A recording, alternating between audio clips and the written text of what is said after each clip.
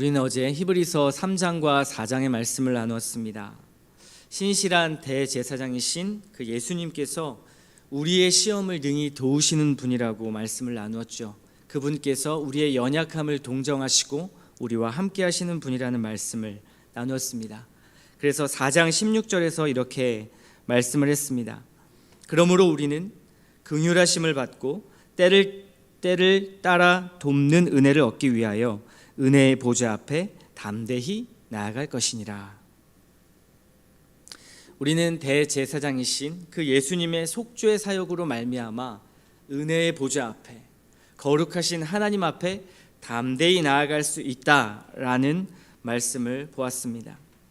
이 맥락에서 이 대제사장이신 예수님에 관한 설명이 쭉 이어지는 것처럼 이제 5장이 계속 전개가 되고 있습니다. 이제 대제사장이신 그 예수님에 관한 그 설명을 히브리 기자는 더욱 하기 위해서 멜기세덱의 반차라는 이러한 단어를 사용하게 됩니다. 5장 10절의 말씀입니다. 하나님께 멜기세덱의 반차를 따른 대제사장이라 칭하심을 받으셨느니라. 예수님께서 대제사장이신 예수님께서 멜기세덱의 반차를 따른 그러한 대제사장이다 칭하심을 받았다라는 이야기로 이제 쭉 이어지는 이야기가 멜기세덱에 관한 이야기를 할 것처럼 이렇게 나오고 있습니다. 그런데 히브리 기자는 뒤에 말씀을 잘 살펴보면 멜기세덱에 관한 이야기는 바로 이어지는 것이 아니라 7장에 가서야 그 이야기를 하고 있는 것을 확인할 수 있습니다. 그리고 히브리 기자는 갑자기 주제를 깨뜨리고 다른 주제로 전환을 시키죠. 어떤 주제입니까? 오늘 우리가 읽었던 말씀 본문의 내용인데요. 영적인 미성숙함에 대한 문제에 도전을 주고 있습니다. 이것이 오늘 우리가 읽은 5장 11절부터 6장 3절까지 중간에 삽입된 그러한 내용입니다. 그리고 이제 6장 4절부터 8절까지 말씀 보면 그 영적인 미성숙한 상태에 있는 사람들에게 그 상태를 주의하라. 그리고 너희는 그 상태로 계속 있다가는 굉장히 위험한 그러한 어려움에 빠질 것이다. 그러니 그 위험한 상태를 직시해라 라는 경고의 메시지가 이어지고 있고요. 그리고 나서 6장 9절부터 12절까지는 히브리 기자가 이렇게 말합니다. 그러나 나는 너희들에 대한 확신이 있다. 너희가 이런 위험에 직면해 있기는 하지만 난 너희들에 대한 확신이 있고 너희들은 하나님의 약속의 기업을 소망해야 한다. 이렇게 말하면서 6장까지의 내용을 마무리하고 있습니다. 우리는 오늘 말씀을 통해서 우리의 영적 상태를 좀 진단해 보고요. 그리고 성숙한 자리로 어떻게 나아갈 수 있는지, 그리고 성숙한 자리가 무엇인지를 오늘 말씀을 통해서 한번 살펴보도록 하겠습니다. 먼저 우리 11절 말씀을 좀 보겠습니다. 멜기세덱에 관하여는 우리가 할 말이 많으나 너희가 듣는 것이 둔함으로 설명하기 어려우니라.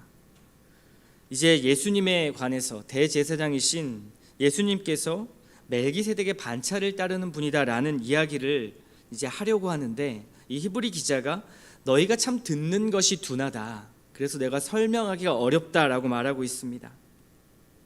둔하다. 이것이 어떤 의미일까요? 둔하다라는 말은 노드로스라는 그러한 원문의 단어가 있습니다. 그 원문의 의미는 나태하다, 게으르다, 늦장을 부리다라는 그런 원문의 의미가 있죠. 그렇다면 지금 이 말씀을 듣고 있는 자들의 상태가 어떻다라고 지적을 하는 것일까요? 나태하다라는 것입니다. 너희는 늦장을 부리고 있다. 너희는 말씀 앞에 게으르다라는 것을 지적하고 있습니다. 성경을 공부하는 일에, 말씀을 배우는 일에, 그리고 말씀을 듣는 일에 너희는 무관심하다. 지금 이 의미를 담고 있는 것이 둔하다, 노드로스라는 단어입니다. 성경이 내 삶에 어떻게 살아서 적용될 수 있을까? 정말 이 진리를 더 알고 싶다. 하나님이 주신 이 생명샘과 같은 이 말씀을 더 배우고 싶다라는 이러한 갈망이 아니라 말씀에 관심이 없는 것이죠. 난 이미 들었어. 나는 이미 알고 있어. 내가 알고 있는 내용이지. 이 정도면 됐지. 라는 식으로 이 성도들은 말씀에 대한 갈망이 없는 것입니다. 성경에서 보면 사도라는 말, 가르치는 자, 교사들을 굉장히 강력하게 언급하는 이유가 여기에 있습니다. 진리라는 그 말씀이 우리의 삶을 이끌고 변화를 시키는데 그 진리를 가르치고 전파할 자가 필요하기 때문에 가르치는 자, 목사, 교사, 장로, 사도 이렇게 강조하고 있는 것입니다. 그런데 그와 함께 더불어 더 중요한 것은 그 가르침을 받는 자들이 그 진리의 말씀에 대해서 나태하거나 게으르거나 무관심해서는 안 된다는 것입니다. 우리 찬양으로도 고백했잖아요. 이 말씀이 우리에게 생명샘이다, 생명샘이로다 라고 고백을 했는데 그 말씀에 관심이 없는 것입니다. 나는 신앙생활 할 만큼 했으니까 그래도 어느 정도 지식은 있지, 가르쳐본 경험도 있고 리더 자리도 해봤으니까 나 정도면 이제 교회 돌아가는 것도 좀 익숙하고 말씀에도 들을 수 있는 귀도 좀 열린 것 같고 라고 생각하는 것입니다. 그렇게 생각하면 성경을 더 깊이 알아가려는 노력을 하게 될까요? 하지 않습니다. 많은 목회자들이 신학 공부 3년 하고 더 이상 공부를 하지 않는 목사님들도 있습니다. 하나님의 말씀을 더 깊이 연구하고 그 말씀의 오묘함을 깨달아가는 일에 힘을 쓰지 않는 것이죠. 마치 어떤 관련된 책 한 권을 읽고 그 분야의 모든 것을 아는 것처럼 말하는 사람들이 있습니다. 그러나 히브리 기자는 이것을 지적합니다. 말씀 배우는 일에 나태하거나 게을러서는 안 됩니다. 말씀에 무관심해서는 안 됩니다. 그래서는 도저히 영적인 성장이 있을 수 없습니다. 여러분, 말씀 배우는 일, 그리고 그 말씀을 깊이 묵상하는 일에 소홀해서는 안 됩니다. 하나님의 깊고 이 오묘한 이 말씀의 신비를 평생 배우지 않고 지속적으로 깊이 묵상하지 않으면 어떤 결과가 나타날까요? 12절과 13절의 말씀에 있습니다. 때가 오래되었으므로 너희가 마땅히 선생이 되었을 터인데 너희가 다시 하나님의 말씀의 초보에 대하여 누구에게서 가르침을 받아야 할 처지이니 단단한 음식은 못 먹고 젖이나 먹어야 할 자가 되었도다. 이는 젖을 먹는 자마다 어린아이니 의의 말씀을 경험하지 못한 자요. 어린아이가 시간이 지나면 육체적으로나 정신적으로나 성장하는 것이 자연스러운 일입니다. 그런데 영적 어른이 되어야 할 그 시기에 자라지 못하고 여전히 어린아이처럼 다른 사람의 도움을 받아야 할 자로 남게 되는 상태가 바로 이 신앙 그리스도의 도의 초보의 상태입니다. 저와 여러분은 어린아이입니까? 아니면 영적 어른입니까? 잘 돌아보시기 바랍니다.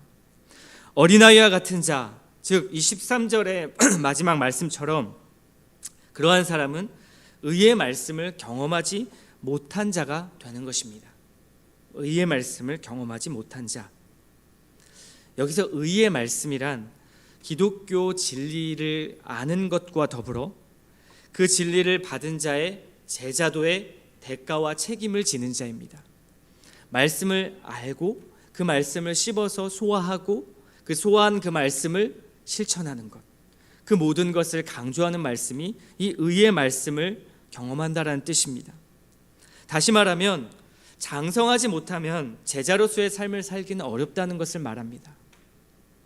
즉 말씀 앞에 지속적으로 내가 노출되고 말씀을 배우고 묵상하고 또 그 말씀을 나누고 삶으로 내재화하지 않으면 신앙은 절대로 자라지 않는다. 성숙할 수 없다라는 말씀입니다. 삶으로 경험을 하기도 어렵고요. 그 말씀이 내 삶 가운데 어떻게 나타나는지 눈으로 보기 어려운 것입니다. 진리를 대가로 감수하는 어떤 우리 삶의 손해보는 일들이나 불편한 자리로 나아가며 헌신과 수고하는 일, 더 나아가서 박해와 핍박을 받는다라는 것은 생각하기 어려운 일이죠. 믿음을 지킬 수 없다라는 말입니다. 말씀이 없으면 말입니다. 여러분, 이 지금 던져진 말씀에 한번 자신을 돌아보십시오. 나는 왜 변하지 않는가? 라는 이 질문에 솔직하게 한번 답변을 해보십시오. 믿음을 가지고 말씀에 깊이 빠져들어서 그 말씀에 감격하고 그 말씀을 또 다른 사람에게 나누고 삶으로 그 일을 경험할 때 우리는 자연스럽게 성장할 수밖에 없습니다. 말씀으로 계속 우리 심령에 물을 주지요. 씨앗을 뿌립니다. 자라게 하시는 성령께서 그것을 그냥 두실까요? 두시지 않죠. 말씀이 심겨졌는데요, 성령께서 그것을 자라게 하십니다. 말씀과 성령의 역사는 반드시 우리를 어린아이에서 어른으로, 영적 어른으로 성장시키십니다. 변화가 안 된다라는 것은, 자라지 않는다라는 것은 우리가 안 되는 자리에 있기 때문입니다. 변화가 되지 않는 자리에 머물러 있기 때문이죠. 그렇다면 우리는 장성한 자, 영적 어른으로 어떻게 성장하게 되는 것일까요? 14절 말씀을 한번 읽어보겠습니다. 단단한 음식은 장성한 자의 것이니 그들은 지각을 사용함으로 연단을 받아 선악을 분별하는 자들이니라. 여기서 장성한 자는요, 성숙한 영적 상태를 지닌 자를 말합니다. 그런데 이들은요, 끊임없이 연단을 받습니다. 말씀과 기도의 자리로 계속해서 연단, 즉 훈련한다라는 뜻입니다. 영적인 훈련을 지속적으로 받고 훈련되는 것이죠. 우리 지난 시간 디모데전서 4장 5절의 말씀을 기억하십니까? 우리가 거룩해지는 것은 말씀과 기도로 거룩해진다라는 말씀을 들었습니다. 이런 영적 연단이 우리에게 필요합니다. 이것은 말씀에 끊임없이 자신을 노출시키는 삶을 살아야 한다라는 것을 말해주는 것입니다. 여러분의 삶 가운데 얼마나 말씀이 노출되어 있습니까? 이런 영적 연단이 우리에게 필요하고, 이것은 말씀에 끊임없이 노출시키는 삶, 이것을 살아야 한다라고 히브리 기자는 말하고 있습니다. 굉장히 이상한 것은요, 나는 연약하고 부족해요, 나는 변화되지 않는 것 같아요 라고 우리는 고백을 하는데요, 우리를 성장시키는 그 영적인 식사 자리에는 나오지 않는 것입니다. 참여를 하지 않죠. 마치 너무 배고파요 라고 말하면서 식사 자리에 가지 않는 것입니다. 나의 배고픔을 채워주고 나의 목마름을 채워주는 그 자리에 머물러 있지 못한 것입니다. 그 자리에 나를 노출시키지 않는 것이죠. 참으로 이상한 일입니다. 연약할수록, 부족할수록 말씀으로 자신을 성장시키고 기도함으로 주님께 맡겨드리는 일들을 더욱 해야 하는데 하지 않는 것입니다. 그러면서 나는 연약해요, 변화되지 않아요 라고 말합니다. 그러므로 저는 제 자신과 여러분께 이렇게 권면을 하고 싶습니다. 6장 1절과 2절의 말씀입니다. 그러므로 우리가 그리스도의 도의 초벌을 버리고 죽은 행실을 회개함과 하나님께 대한 신앙과 세례들과 안수와 죽은 자의 부활과 영원한 심판에 관한 교훈의 털을 다시 닦지 말고 완전한 대로 나아갈지니라. 이제는 초보적인 가르침에만 머무르지 말고 성숙한 자리로 나아가라는 것입니다. 여기서 이 초보적인 가르침은 무시되는 것이 아닙니다. 우리 신앙의 가장 중요한 기틀입니다. 이 초보적인 가르침을 당연히 전제하고 완전한 자리로 나아가라는 것입니다.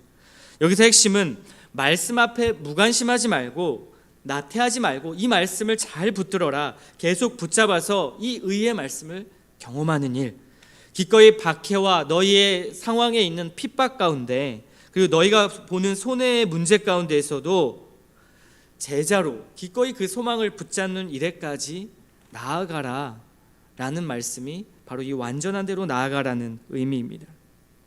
저는 저와 여러분이 능히 이 자리까지 나아가기를 바랍니다.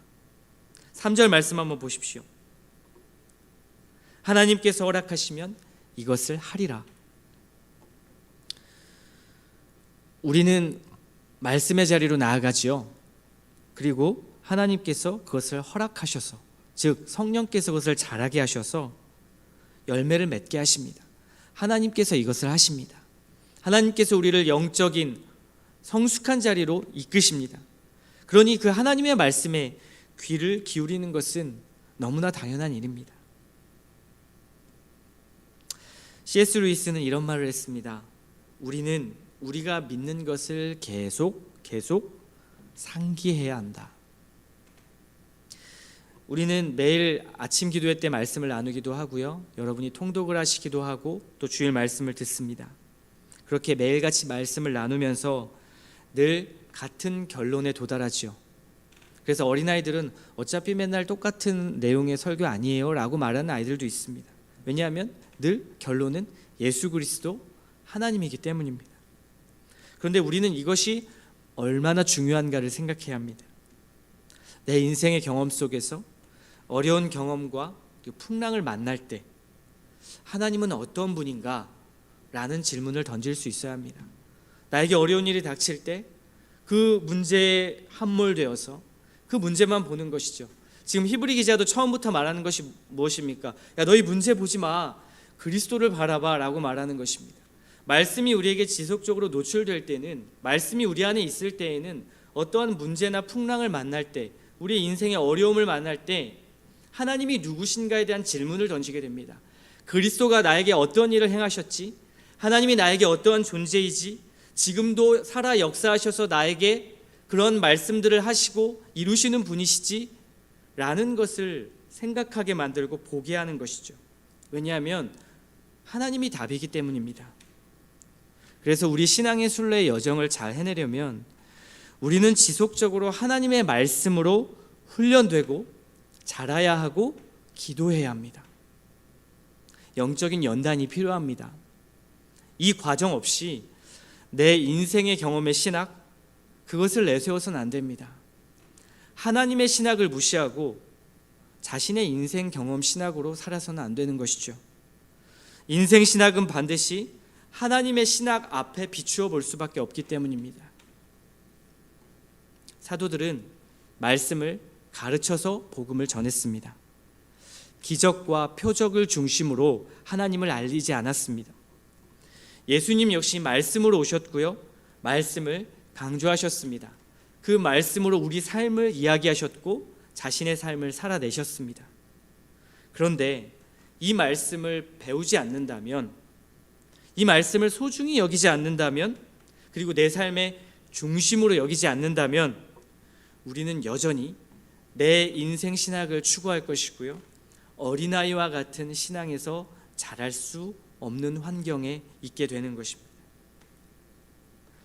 말씀으로 내 굳건한 기둥과 흔들리지 않는 견고한 소망을 세워야지 어떠한 풍파도 어떠한 폭풍 앞에서도 견딜 수 있지 않겠습니까? 죄라는 태풍이 들이닥쳐도요, 말씀의 기둥이 있으면 견딜 수 있습니다.